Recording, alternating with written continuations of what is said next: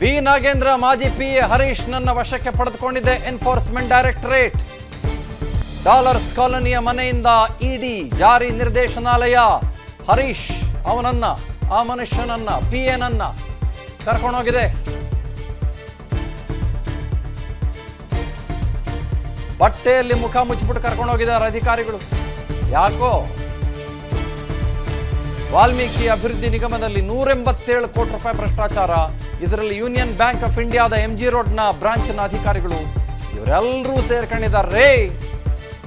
Manager ಇದ್ದಂಥ ಬೇರೆ ಬೇರೆ ಕೆಲಸಗಾರರು ಫ್ರಾಡ್ ಅಕೌಂಟ್ಗಳನ್ನು ಮಾಡಿ, ಫೇಕ್ ಅಕೌಂಟ್ಗಳನ್ನು ಮಾಡಿ ನೋಡಿ ಬಟ್ಟೆ ಮುಚ್ಚಿಬಿಟ್ಟಿದ್ದಾರೆ.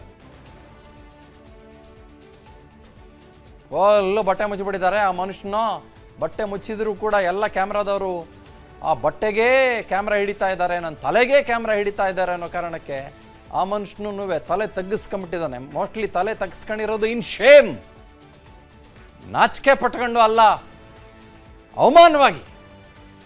ಅವಮಾನವಾಗಿ ತಲೆ ತಗ್ಸ್ಕೊಂಡಿರೋದು ಅಂತ ಅನ್ನಿಸ್ತಾ ಇದೆ ನನಗೆ ಈ ಫೂಟೇಜನ್ನು ಗಮನಿಸಿದ್ರೆ. ಬೆಳಗ್ಗೆಯಿಂದ ಮಾಜಿ ಸಚಿವರ ಮನೆಯಲ್ಲಿ ಇಡಿ ತಲಾಶ್ ನಡೆಸ್ತಾ ಇದೆ. ಈ ಮನುಷ್ಯ ಯಾರು ಅಂತಂದ್ರೆ ಅದೇ ಮಾಜಿ ಸಚಿವರ PA. ಈ ಮನುಷ್ಯನ ಹೆಸರು Harish. Let's go next please.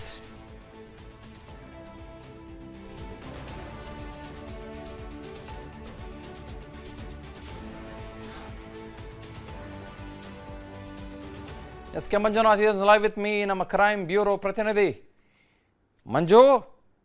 ಕಾಂಗ್ರೆಸ್ಗೆ ತಳಮಳ ಇದ್ದು ಸಹಜವಾಗಿ ಬಹುಶಃ ಕಾಂಗ್ರೆಸ್ ಅಂದ್ಕೊಂಡಿರಲಿಲ್ಲ, ಇದನ್ನು ರಾಜ್ಯ ಸರ್ಕಾರ ಅಂದ್ಕೊಂಡಿರಲಿಲ್ಲ. ಇದು ನಾವು ಕೊಟ್ಟಿದ್ದೀವಿ, SIT ಇದೆ, ಕರೆಸಿ ಮಾತಾಡ್ತಾ ಇದ್ದಾರೆ, CBIಗೆ ಯಾಕೆ ಕೊಡಬೇಕು, ಇಡಿಗೆ ಯಾಕೆ ಕೊಡಬೇಕು ಅಂತ. ಆದರೆ ನೋಡಿ ಯಾವ ಹೊತ್ತಿನಲ್ಲಿ ಇಡಿ ಎಂಟ್ರಿ ಕೊಡುತ್ತೆ ಅಂತ ಯಾರಿಗೂ ಐಡಿಯಾ ಕೂಡ ಇರಲಿಲ್ಲ. ಇಡಿ ನಾವ್ ಹ್ಯಾಸ್ ಎಂಟರ್ಡ್. ಈ ಇಡೀ ಪ್ರಕರಣ ಭಾಳ ದೊಡ್ಡ ಆಯಾಮ ಪಡ್ಕೊಂಡಿದೆ, ಏನಂತೀರಿ? ಖಂಡಿತ ಚಂದನ್ ಶರ್ಮಾ, ಒಂದು ಕಡೆ ಏನು ವಿರೋಧ ಪಕ್ಷಗಳು ನಾಗೇಂದ್ರಗೆ ಯಾಕೆ SIT ನೋಟಿಸ್ ಕೊಟ್ಟಿಲ್ಲ ಅಂತಕ್ಕಂಥ ನಿಟ್ಟಿನಲ್ಲಿ ಹೋರಾಟಗಳನ್ನ ಮಾಡಿದ್ರು.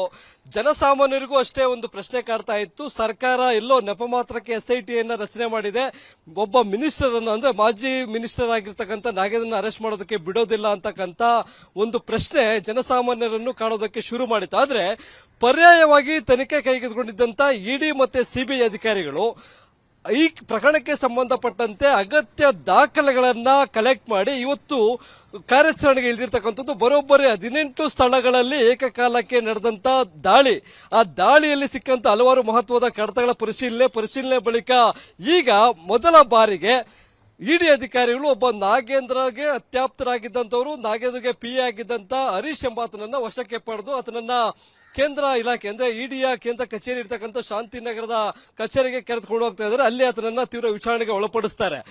ಅಲ್ಲಿ ವಿಚಾರಣೆ ಒಂದು ಕಡೆ ನಡೀತಾ ಇದ್ರೆ, ಮತ್ತೊಂದು ಕಡೆ ಇವತ್ತು ರಾಜ್ಯದ 18 ಕಡೆ ಏನೇನು ದಾಳಿ ನಡೆದಿದೆ ಅದರಲ್ಲಿ ರಾಜ್ಯದ ಹೊರತುಪಡಿಸಿ ಆಂಧ್ರದಲ್ಲೂ ಸಹ ದಾಳಿ ನಡೆದಿದೆ. ಬೆಂಗಳೂರಿನಲ್ಲಿ 3 ಬ್ಯಾಂಕ್ ಅಧಿಕಾರಿಗಳ ಮನೆ ಮೇಲೆ ದಾಳಿ ನಡೆದಿದೆ. ಈಗಾಗಲೇ ಸುಶಿಸ್ಮಿತಾ ರಾಲ್ ಅಂತಕ್ಕಂಥ ಯೂನಿಯನ್ ಬ್ಯಾಂಕ್ ನ ಮುಖ್ಯಸ್ಥರ ಮನೆ ಮೇಲೆ ದಾಳಿ ಮಾಡಿದಂತ CBI ಅಧಿಕಾರಿಗಳು ಈ ಕೇಸ್ ಸಂಬಂಧಪಟ್ಟಂತೆ ಅವರ ಮನೆಯನ್ನ ಸಂಪೂರ್ಣವಾಗಿ ಸೀಸ್ ಮಾಡಲಾಗಿದೆ. ಮತ್ತೊಂದು ಕಡೆ ವಿಜಯನಗರದಲ್ಲಿ ದೀಪಾ ಅಂತಕ್ಕಂಥ ಅದೇ ಯೂನಿಯನ್ ಬ್ಯಾಂಕ್ ನ ಸ್ಟಾಫ್ ಅವರ ಮನೆ ಮೇಲೂ ದಾಳಿ ನಡೆಸಿದ್ರು. ಅಲ್ಲೂ ಸಹ ಕೆಲವೊಂದು ದಾಖಲೆಗಳನ್ನ ವಶಕ್ಕೆ ಪಡೆದು ಸೀಸ್ ಮಾಡಲಾಗಿದೆ.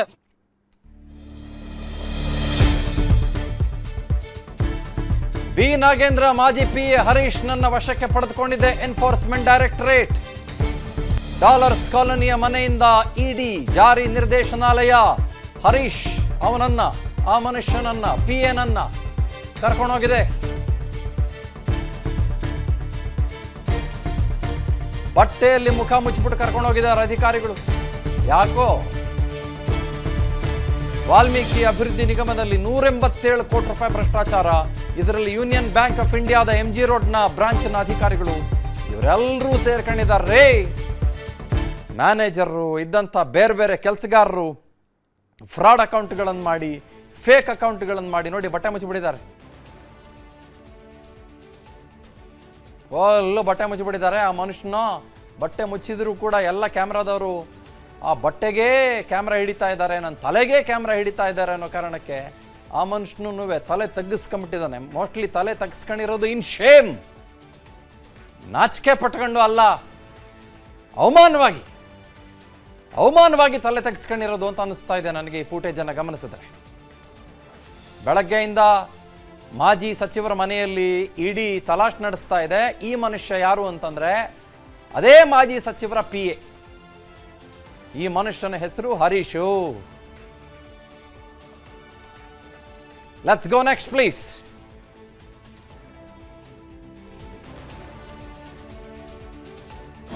ಅನುಕ್ಷಣದ ಸುದ್ದಿಗಳಿಗಾಗಿ ವಿಸ್ತಾರ ನ್ಯೂಸ್ ಯೂಟ್ಯೂಬ್ ಚಾನೆಲ್ ಸಬ್ಸ್ಕ್ರೈಬ್ ಮಾಡಿ. ಹೊಸ ಸುದ್ದಿಗಳ ನೋಟಿಫಿಕೇಶನ್ಗಾಗಿ ಬೆಲ್ ಐಕಾನ್ ಕ್ಲಿಕ್ ಮಾಡಿ.